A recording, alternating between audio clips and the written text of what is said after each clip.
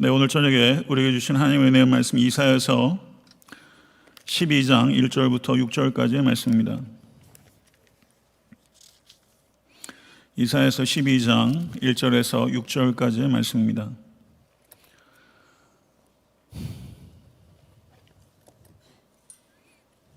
짧은 본문이기 때문에 다 같이 합독하도록 하겠습니다.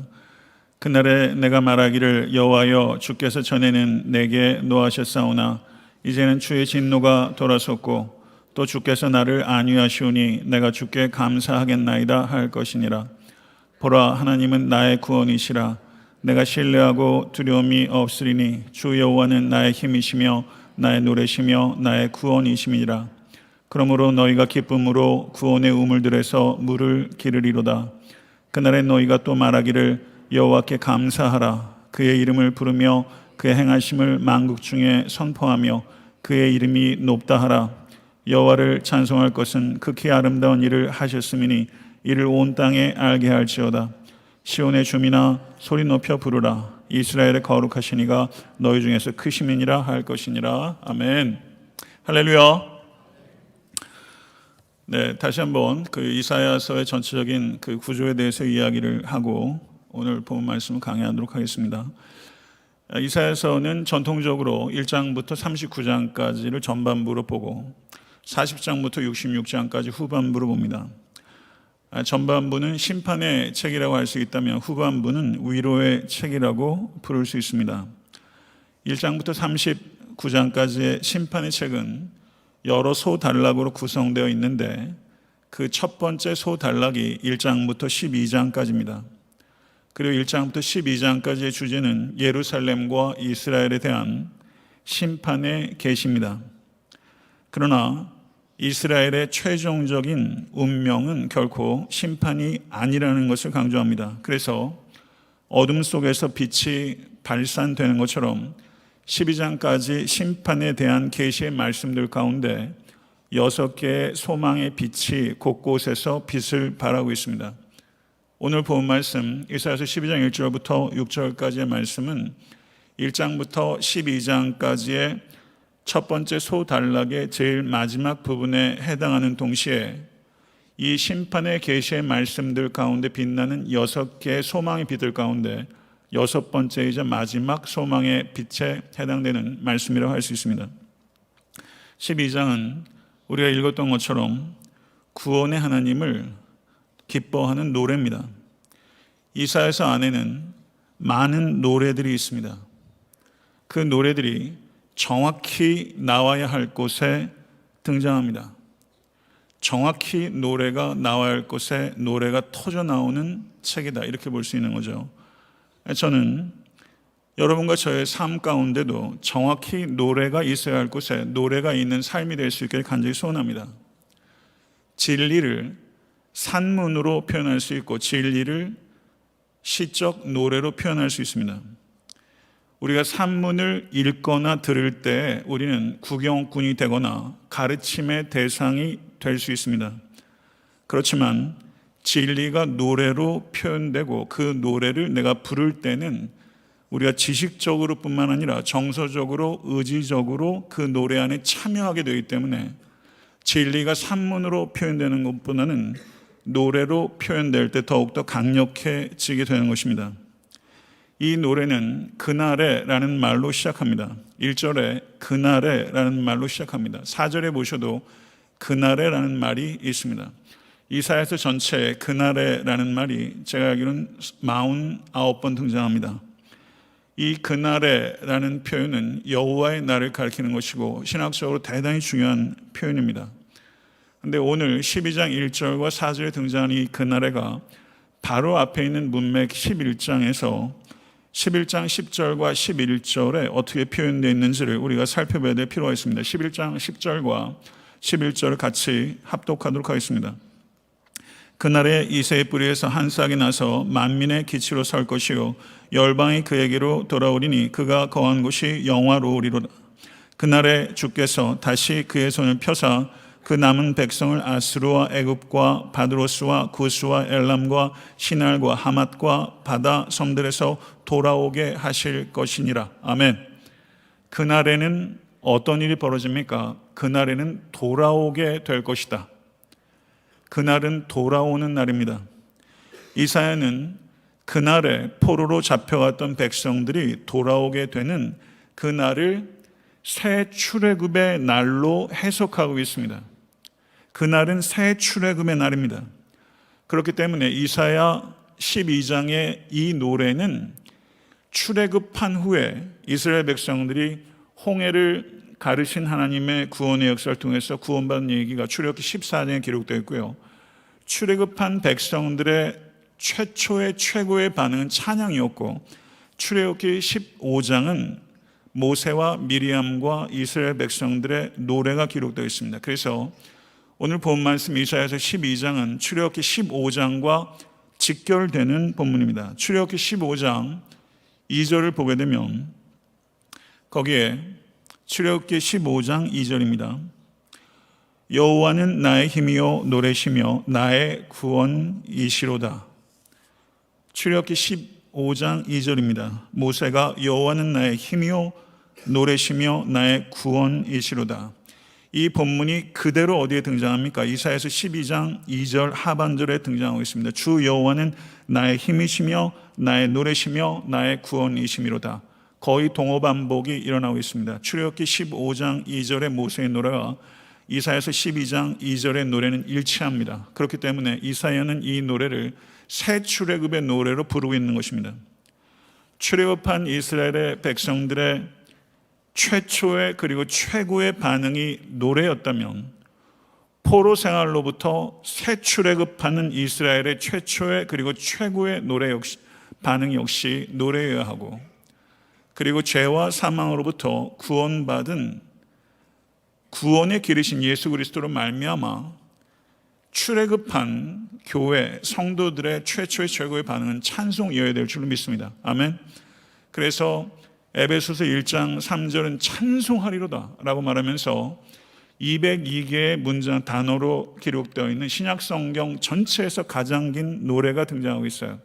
그래서 에베소서 1장 3절부터 14절은 202개의 단어로 구성된 단 한 개의 문장입니다. 찬송하는 것이 구원받은 성도의 최초의 반응이고 최고의 반응인 줄로 믿습니다. 아멘.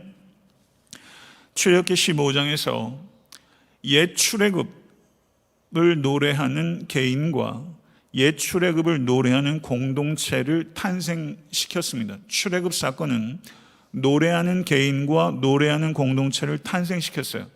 모세와 미리암의 노래가 끝난 후에 출애굽기 15장 21절을 보게 되면, 출애굽기 15장 21절을 같이 한번 읽겠습니다. 미리암이 그들에게 화답하여 이르되 너희는 여호와를 찬송하라. 그는 높고 영화로우시며 말과 그 탄 자를 바다에 던지셨음이로다 하였더라. 아멘. 너희는 여호와를 찬송하라 라고 말하면서 개인의 노래가 공동체의 노래로 확장되었던 것처럼 새 출애굽의 사건도 노래하는 개인과 노래하는 공동체를 탄생시킵니다.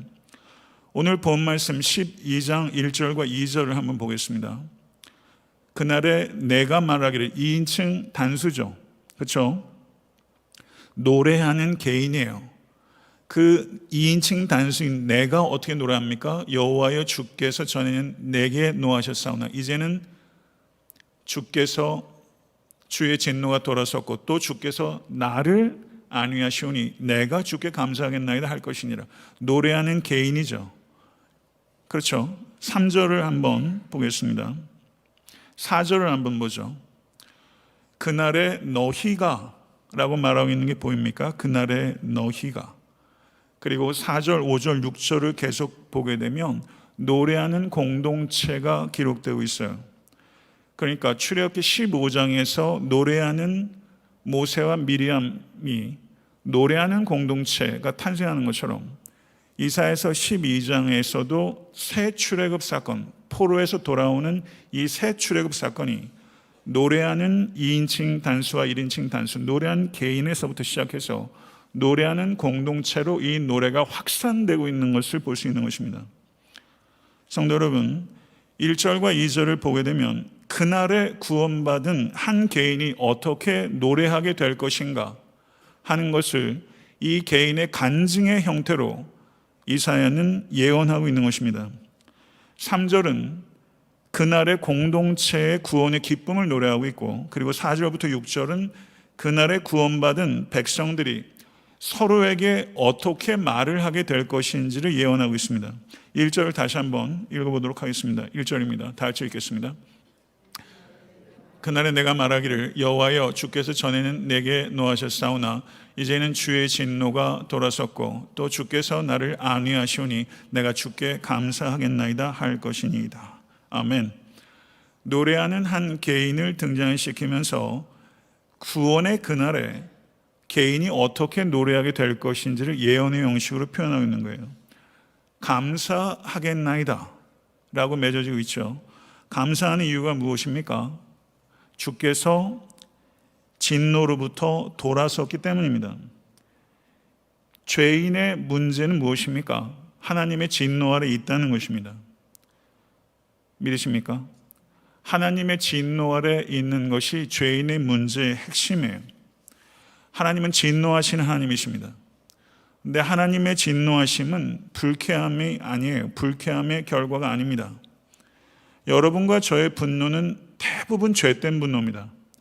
불쾌함에서 비롯되는 결과가 화해예요. 그러나 하나님의 진노는 불쾌함에 대한 결과가 아니라 죄에 대한 하나님의 정당하고 거룩한 반응인 줄 믿습니다. 하나님의 위로하심은 하나님의 진노가 정당하게 돌아섰을 때 주어지는 결과인 것입니다. 그렇다면 하나님께서 어떻게 하나님의 진노로부터 돌아서십니까? 이사야서 40장 1절을 보겠습니다. 이사야 40장 1절 다 같이 읽겠습니다. 너희 하나님이 이르시되 너희는 위로하라 내 백성을 위로하라. 이사야서가 전반부가 1장부터 39장까지고 40장부터 66장까지 후반부라 말씀드렸죠. 아래인 심판의 책, 위로의 책입니다.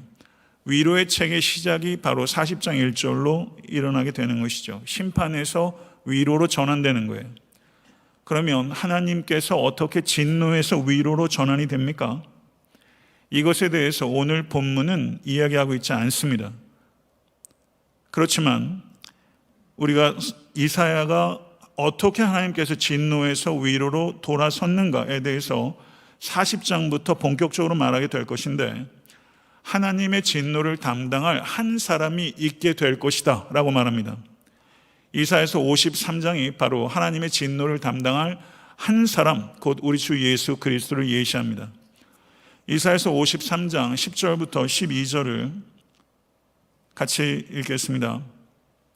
여호와께서 그에게 상함을 받게 하시기를 원하사 질고를 당하게 하셨은즉 그의 영혼을 속건 제물로 드리게 이르면 그가 씨를 보게 되며 그의 날은 길 것이요 또 그의 손으로 여호와께서 기뻐하시는 뜻을 성취하리로다.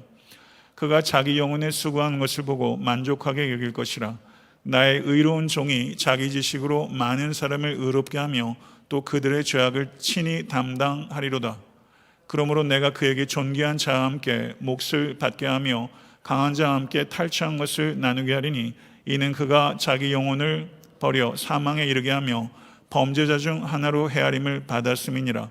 그러나 그가 많은 사람의 죄를 담당하며 범죄자를 위하여 기도하였느니라. 아멘. 어떻게 하나님께서 진노에서 돌아서셨습니까? 그 진노를 쏟아 부은 대상이 있었기 때문입니다. 하나님의 진노가 정당하게 해결되었기 때문입니다. 그 진노를 담당하신 이가 누굽니까? 우리 주 예수 그리스도이십니다. 오늘 본 말씀 2절을 다시 한번 보겠습니다. 거기에 보게 되면요, 보라 하나님은 나의 구원이시라. 그리고 2절 제일 마지막을 보세요. 나의 구원이심이라.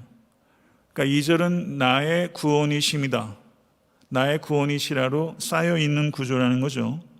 그렇죠. 남유다 아하스 왕은 남유다의 운명을 어디에 걸었습니까? 아수르라는 제국에 걸었어요. 그 결과 아수르를 의지한 결과 남유다는 패망했습니다. 성도 여러분, 아수르는 상징하는 바가 있습니다. 아수르는 무엇입니까? 세상 어떠한 권세도 그것을 의지하는 순간 결코 구원을 얻지 못한다는 것입니다. 오직 하나님만이 구원이신 줄로 믿습니다. 믿으십니까? 여기에서 보게 되면요, 구원이시라 나의 구원이심이라, 이 중간에 있는 내용들을 한번 같이 읽겠습니다. 시작. 내가 신뢰하고 두려움이 없으리니 주 여호와는 나의 힘이시며 나의 노래시며. 그렇죠? 여기에서 구원 얻은 성도의 네 가지 특징이 나오는 거예요. 여러분의 특징이, 저의 특징이 네 가지여야 됩니다. 내가 신뢰하고, 첫째, 두려움이 없고, 주 여호와를 나의 힘으로 삼고 나의 노래를 삼는 것, 이것이 구원 얻은 성도의 네 가지 특징이에요. 그리고 여기서 이것을 히브리어 문법적으로 분석하게 되면 내가 신뢰하고 두려움이 없으리니 그 이유는 주 여호와께서 나의 힘이시며 나의 노래이시기 때문입니다. 이렇게 번역할 수 있습니다. 그래서 NIV 번역은 그렇게 번역하고 있지 않지만 ESV 번역에서는 두려움이 없으리니 그 다음에 for라는 전치사 접속사를 통해서 그 이유를 설명하고 있는 거예요. 신뢰하고 두려움이 없는 이유는 주 여호와께서 나의 힘이시며 나의 노래이시기 때문입니다. 아멘. 믿으십니까? 성도 여러분, 어떻게 두려움을 이깁니까? 하나님을 신뢰할 때 이길 수 있게 되는 것입니다. 하나님을 신뢰하지 않으면 두려움에 쌓이게 될 것입니다. 하나님을 나의 힘이라고 진실로 고백하고 경험하고 계십니까? 하나님께서 우리에게 주시는 선물을 힘으로 삼는 것과 하나님 자신을 힘으로 삼는 것은 대단히 다른 것입니다. 하나님께서 주시는 것을 의지하지 말고 하나님 자신을 의지하십시오. 이것은 굉장히 큰 차이예요. 그리고 하나님 자신을, 성도 여러분, 힘으로 삼을 때 그 결과는 뭐냐면 노래예요. 하나님 자신을 힘으로 삼는 자에겐 자유함이 옵니다. 이 자유한 영혼의 자연스러운 결과는 노래예요. 자유한 영혼의 특징이에요. 그게 노래예요.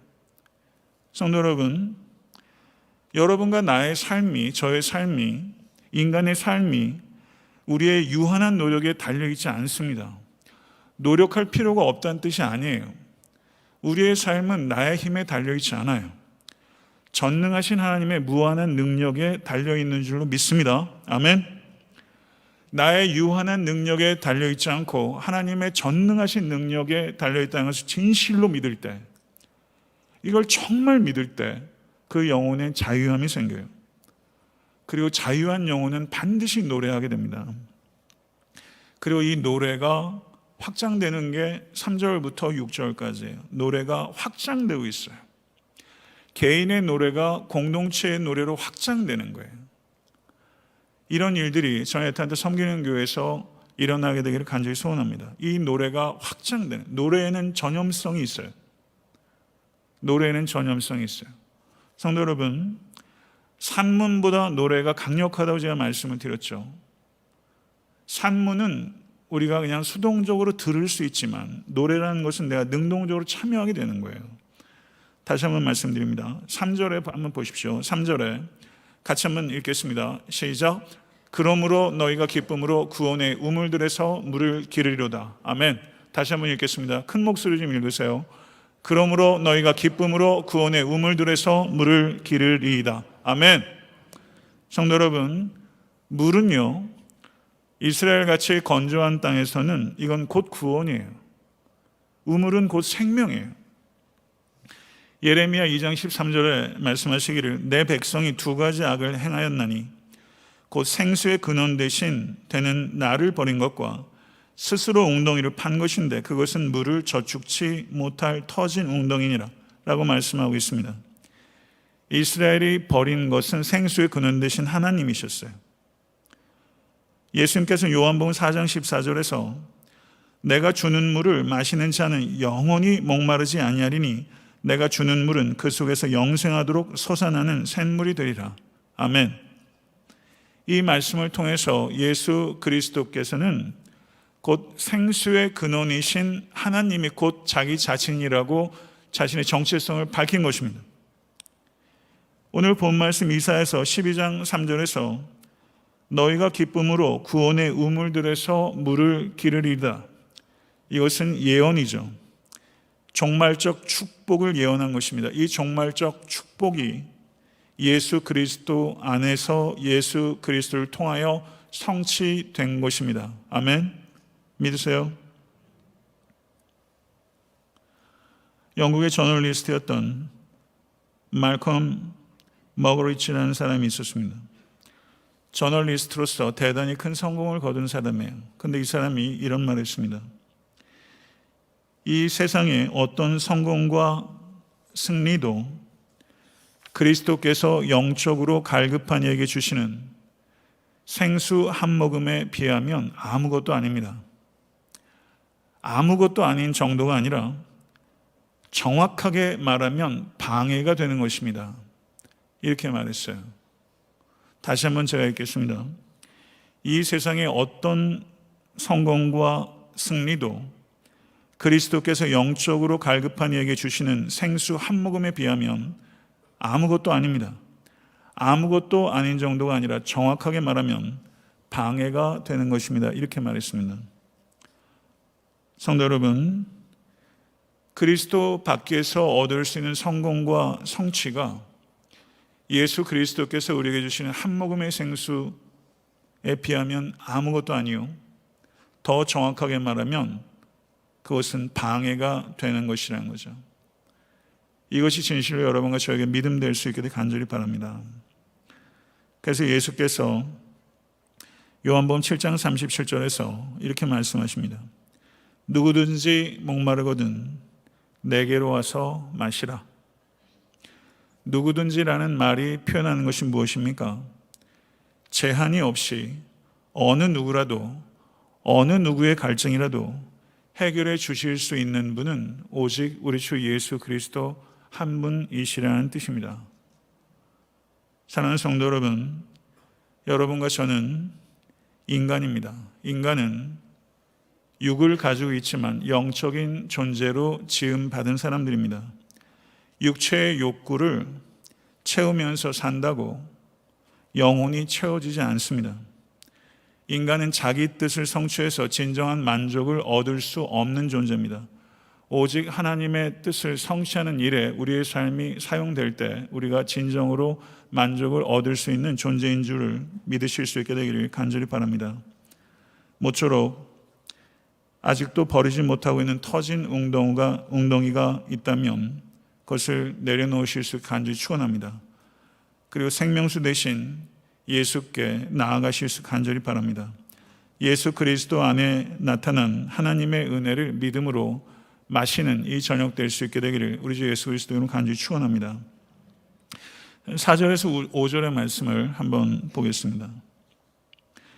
하나님의 구원의 우물물을 맛본 자들이 서로 하는 말들을 기록하고 있어요. 4절에서부터 5절 말씀을 같이 한번 합독하도록 하겠습니다. 그날에 너희가 또 말하기를 여호와께 감사하라. 그 이름을 부르며 그 행하심을 만국 중에 선포하며 그의 이름이 높다 하라. 여호와를 찬송할 것은 극히 아름다운 일을 하셨음이니 이를 온 땅에 알게 할지어다. 아멘. 여기서 구원의 우물물을 길어서 마신 자들이 서로 이야기를 하는 거예요. 거기에 나오는 첫 번째 명령이 뭡니까? 여호와께 감사하라. 이스라엘 백성들의 문제가 무엇이었습니까? 그것은 이스라엘 백성들은 자신의 필요를 채우는 것에 초점을 맞출 때 항상 우상 숭배에 빠졌어요. 우리의 신앙이 내 필요를 채우는 것에 목적을 둘 때 우리의 신앙 우상 숭배가 됩니다. 이것이 이스라엘 백성들이 항상 반복했던 문제예요.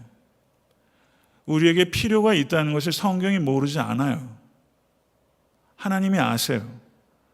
그런데 우리의 신앙생활이 우리의 필요를 채우는 것에 목적을 둘 때 이건 우상 숭배가 되는 거예요. 자기의 필요를 충족시키는 것이 목적이 될 때 하나님은 수단이 됩니다. 하나님이 수단이 되는 것을 우상 숭배라고 하는 거예요. 하나님께 우리가 감사해야 되는 이유가 무엇입니까? 우리의 감사가 하나님께 필요하기 때문이 아니에요. 감사가 우리에게 필요하기 때문인 줄 믿습니다. 감사가 왜 우리에게 필요합니까? 하나님을 우리의 필요를 채우는 수단으로 이용하는 것을 막을 수 있는 억제 장치가 감사이기 때문이에요. 여러분과 저는 항상 이 위험 가운데 있는 거예요.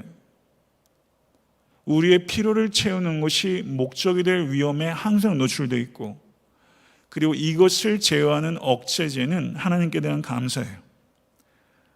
감사가 있을 때 영적 부흥이 일어나고, 감사가 없을 때 영적 침체가 반드시 나타나는 것이고, 성도 여러분, 감사는, 저를 한번 따라해 보시죠. 감사는 행복과 부흥의 열쇠다. 여기서 기억하십시오. 감사가 행복과 부흥의 열쇠예요. 돈이 많은데 감사가 없는데 행복한 사람 보셨어요? 감사가 행복의 열쇠예요. 그리고 감사가 부흥의 열쇠예요. 저희 애타한테 섬기는 교회에 정말 감사가 회복될 수 있게 간절히 축원합니다. 감사가 회복되면 부흥이 시작되고, 감사가 이어지면 부흥이 이어질 거예요. 이것을 진실로 기억하시고 여호와께 감사하라. 이것이 구원의 우물을 맛본 자의 첫 번째 화답하는 말이에요. 여호와께 감사하라. 그리고 그 다음에 이어진 얘기들이 여호와의 이름을 부르며 그의 이름이 높다 하라, 이렇게 말했어요. 여호와의 이름, 여호와의 이름은 여호와 하나님의 정체성을 나타내는 거예요. 하나님의 성품과 능력이 하나님의 이름 안에 있습니다.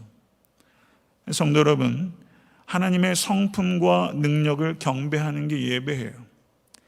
이 예배가 개인적으로 하나님과의 관계에만 머무는 것이 아니라 이 예배가 만국중에 선포되고 나타나야 되는 줄 믿습니다. 그래서 5절의 말씀을 같이 한번 읽어보도록 하겠습니다. 5절 말씀, 여호와를 찬송할 것은 극히 아름다운 일을 하셨음이니 이는 온 땅에 알게 할지어다. 아멘. 이 부분을 그 영어 번역은 이렇게 번역했어요. Sing to the Lord, for he has done glorious things. Let this be known to all the world. 이렇게 번역하고 있습니다. Sing to the Lord, 찬송할지어다, 이렇게 명령형으로 먼저 나오고 있어요. Sing to the Lord, for he has done glorious things. 이렇게 말하고 있거든요. 여기서 찬송할지어다 라고 번역하고 있는 그 히브리어가 자마르라는 동사, 히브리어로 자마르, 이게 sing 이런 뜻이에요. 자마르, 노래하다 라는 동사예요. 근데 2절을 다시 한번 보겠습니다. 이사야서 12장 2절 다시 한번 보겠는데요. 거기에 보게 되면 12장 2절 나의 노래라고 나오죠. 나의 노래. 조금 전에 노래하다라는 동사가 자마르라는 동사로 제가 말씀을 드렸고요. 여기서 노래라고 번역되고 있는 히브리어가 지무라트라는 명사입니다. 지무라트 자마르, 지무라트 자마르. 이걸 히브리어로 읽는 사람은 이 두 가지가 하나는 동사 형태, 하나는 명사 형태라는 걸 알 수 있죠. 성도에게 있어서 가장 두드러진 특징이 무엇인지 아십니까? 노래예요. 성도는 노래하는 사람이에요. 아멘. 믿으세요? 성도는 노래하는 사람이에요. 내가 하나님께 속했는지 세상에 속했는지를 어떻게 합니까? 내게 노래가 있는지 없는지를 보면 알아요. 내 노래가 내가 어디에 속했는지를 나타내는 것입니다. 제가 예전에 미국 신학교 고든 커넬에서 공부할 때 그 닥터 듀웨인 게렛이라는 구약학자가 있었어요. 전 제가 구약학 전공이 아니어서 그분 수업을 직접 들을 기회는 없었는데 그 듀웨인 게렛 교수 수업에 들어가는 구약 전공하는 분과 제가 대화를 하면서 그냥 그 저녁에 커피 한잔 나누면서 했던 대화인데 그 대화가 저한테 상당히 인상 깊게 남았어요. 그 수업 시간에 한 학생이 그랬대요. 이 듀웨인 게렛에게, 교수님 어디가 천국입니까? 이렇게 물었대요. 이 질문 대답하기 참 쉽지 않을 것 같아요. 그런데 듀웨인 게렛이 그렇게 대답했대요. 하나님을 찬양하는 곳이 천국입니다. 그렇게 대답했대요. 이 단순한 대답에 힘이 있잖아요. 성도의 특징이 자마를 하는 게 성도의 특징이고 노래가 곧 성도의 특징인데 그럼 천국이 어디냐? 하나님을 찬양하는 곳이 천국이다. 믿으십니까? 하나님을 노래하는 곳이 천국이에요. 종교개혁자 마틴 루터가 이 종교개혁의 그 무거운 짐을 지고서 번민하는 날이 있었어요. 한숨을 푹푹 내쉬면서 이 마틴 루터가 밤에 잠을 못 자고 있었는데 이 마틴 루터의 아내가 갑자기 상복을 입고 방에 들어오더랍니다. 그래서 마틴 루터가 너무 깜짝 놀라가지고 여보 누가 죽었어요? 이렇게 물었더니 아내가 돌아가셨습니다. 그래서 마틴 루터가 도대체 누가 죽었는데요? 이렇게 물었더니 마틴 루터의 아내가 그렇게 대답했대요. 하나님이 돌아가셨습니다. 근데 마틴 루터 당황해서 아니 그게 무슨 소리요? 그랬더니 마틴 루터에게 이 아내가 그랬대요. 여보 하나님이 돌아가시지 않았는데 왜 그렇게 불안해하세요? 이렇게 이야기를 했답니다. 그때 마틴 루터가 깨달음을 얻고 벌떡 일어나서 저가 만든 노래가 바로 내주는 강한 성이요 방패와 병기 대신에 큰 환난에서 우리를 구하여 내시리로다. 옛 원수 마귀는 이때도 힘을 써 모략과 권세로 무기를 삼으니 천하에 누가 당하랴. 내 힘만 의지할 때는 패할 수밖에 없도다. 힘 있는 장수 나와서 날 대신하여 싸우네. 이 장수 누군가? 주 예수 그리스도 만군의 주로다. 당할 자 누구랴? 반드시 이기리로다. 아멘. 마틴 루터가 이 노래를 통해서 이겨냈다는 거죠. 제가 제일 좋아하는 찬양이 내 평생에 가는 길 It is well with my soul. 이게 제가 제일 좋아하는 찬양이에요. 이 찬양의 배경에 대해서 여러분들도 좀 아실 거라고 생각합니다만 조금 더 제가 그 배경 이야기를 자세하게 말씀을 드리면 이 호레이시오 스패포드라는 이 사람이 시카고에서 대단히 성공한 변호사였고 린드 대학교와 시카고 의과대학의 법리학 교수였고 그리고 노스웨스트 장로교 신학교 이사였고 운영위원이었답니다. 그리고 세계적인 그 복음 전도자인 무디와 절친한 친구였고 그리고 무디가 섬긴 교회 회계 집사였고 주일학교 교사로 섬기던 대단히 독실한 크리스천이었대요.